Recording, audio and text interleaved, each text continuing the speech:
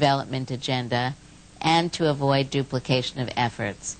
Within the regions, you know that all 6 of the World Bank's regions have begun to do some more work in the area of disability. We have a number of regions where they have hired a person to specifically work on the issue of disability, or where their work assignments include disability.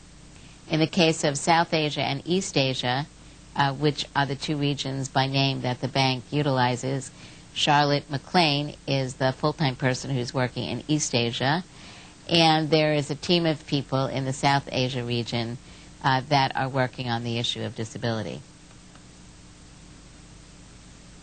We have been working on a global partnership on disability and development. That slide will come up now. Many of you have had some information about this global partnership on disability and development. We began work at the bank in 2002 thinking about whether or not there was a need to create an entity which could bring together the diverse players in the area of disability development, international development with a focus on disability.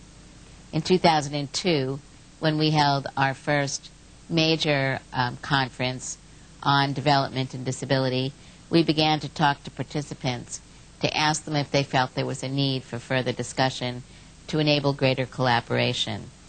And over the course of the last few years, those discussions have led to the formulation of an informal group that we call the Global Partnership on Disability and Development. This group is working with lenders and donors, the UN family and other stakeholders, including disabled people's organizations and NGOs, governments from developing and middle-income countries, to increase the inclusion of disability issues in development, again, avoiding duplication of efforts, strengthening our efforts to work collaboratively.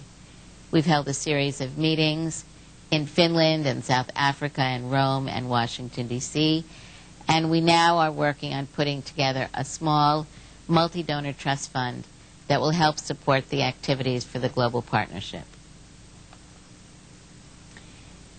The global partnership is the World Bank, client countries, national and international NGOs, bilateral donors, and UN agencies and UN agencies and agencies that are working on the MDGs. We currently have a task force for the global partnership, a series of task forces actually. One is a coordinating task force that has been meeting over the phone, which has 12 representatives from different parts